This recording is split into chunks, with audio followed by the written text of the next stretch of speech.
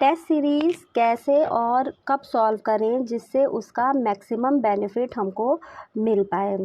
बहुत सारे स्टूडेंट्स ये कहते हैं कि जब अभी कुछ पढ़ा ही नहीं है, बिगिनर्स हैं हम, तो टेस्ट कैसे दें और उनको कैसे सॉल्व करें। क्या तब भी टेस्ट सीरीज़ से ही पढ़ना चाहिए? देखिए, जब एक लेवल ऑफ स्टडी आप अचीव कर चुके हों तब तो आपको लगेगा कि अब मुझे टेस्ट देना चाहिए, पर बिगिनर्स भी टेस्ट सीरीज़ को ही बेस बना के अगर पढ़ाई करते हैं तो उनका जो है डायरेक्शन से वो भटकते नहीं हैं।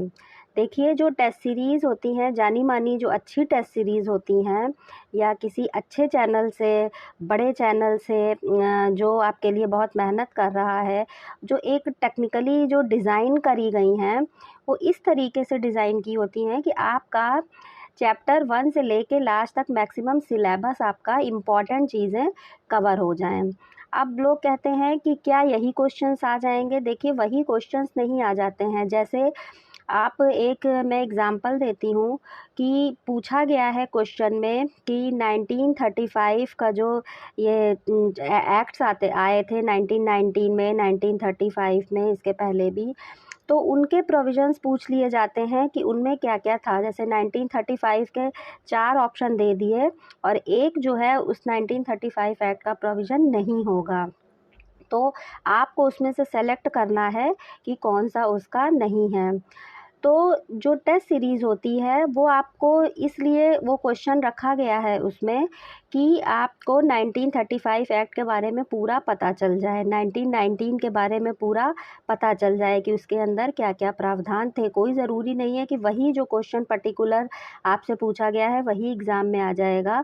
हो सकता है जो आपको एक्सप्लेनेशन दिया है पूरा 1935 का, 1919 का, उससे क्वेश्चंस बन जाएँ, क्योंकि वो आपका एक इम्पॉर्टेंट टॉपिक है और वो कवर हो रहा है उसमें। तो तरीका जो है टेस्ट सीरीज़ सॉल्व करने का वो ये है कि आप जो उनके एक्सप्लेनेशन दिए रहते हैं उनको ज़रूर पढ़ें।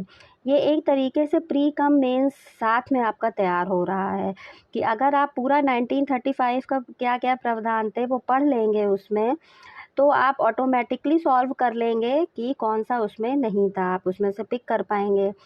और भी कई इस तरीके के जो इम्पोर्टेंट क्वेश्चंस होते हैं, जैसे मान लीजिए, ये तो पॉलिटी का क्वेश्चन हो गया, इंडियन नेशनल मूवमेंट का पूछ लिया जाएगा कि कौन-कौन सी चीज़ें 1942 से रिलेटेड नहीं थी, क्विट इंडिया मूवमेंट से। तो आपको वो भी पूरा पता होना चाहिए कि क्या-क्या चीज़ें उसमें हुई थी, मास मूवमेंट था, लेडीज़ ने पार्टिसिपेट करा था। तो ये आपको सब कुछ एक्सप्लेनेशन में मिल जाएगा और आपका एक पोर्शन तैयार हो जाएगा। तो यही बेस्ट मेथड है कि सिर्फ़ आप क्वेश्चन ना सॉल्व करके देखते हुए आपको उनका पूरा एक्सप्लेनेशन देना है। मैंने अपने कई वीडियोज़ में एक्सप्लेनेशंस अपलोड भी करे हैं कि जिससे आप उनके एक्सप्लेनेशंस को पढ़ सकें। वो दृष्टि के एक्सप्लेनेशंस हैं, और क्योंकि हर कोई परचेज़ नहीं कर पाता है, नहीं अवेलेबल हो पाता है, कभी-कभी जा नहीं पाते हैं, तो अगर आप उसको एक बार पढ़ भी लेते हैं तो आपको याद रहेगा कि इसमें क्या-क्या है, उसके बाद आप उनके टेस्ट को सॉल्व कर सकते हैं। तो चाहे तो आप उसमें दूसरा मेथड अपना सकते हैं कि पहले आप एक्सप्लेनेशन पढ़ लीजिए, जिसको रिवीजन टेक्निक कहते हैं, कि आप उसको पहले रिवर्स रिवीजन टेक्निक कि पहले आप उसको रिवाइज़ कर लीजिए कि इस टेस्ट सीरीज़ में क्या-क्या है, अपने पूरा रिवाइज़ कर लिए एक्सप्लेनेशन, उसके बाद आप उनके क्वेश्चंस को सॉल्व करिए। तो वो क्वेश्चन भी सॉल्व होते हैं, आपका साइड बाय साइड प्रिपरेशन भी होती है और आपको ये भी नहीं लगता है कि मुझे नहीं आता है, क्योंकि आपने जस्ट पढ़ा होता है और आप उसके क्वेश्चन सॉल्व कर ले जा पाते हैं। तो मैं तो ये तरीका अपनाती थी, क्योंकि मेरे पास टाइम कम रहता था कि मैं पहले खुद से क्वेश्चन सॉल्व करूं, उसके बाद उनके एक्सप्लेनेशन, मैं पहले एक्सप्लेनेशन देखती थी फिर उनको सॉल्व करती थी।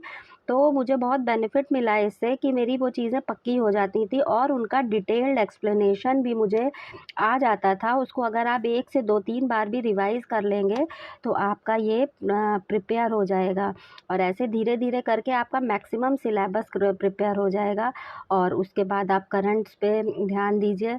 तो ये बेस्ट मेथड रहता है अगर आपके पास टाइम कम है।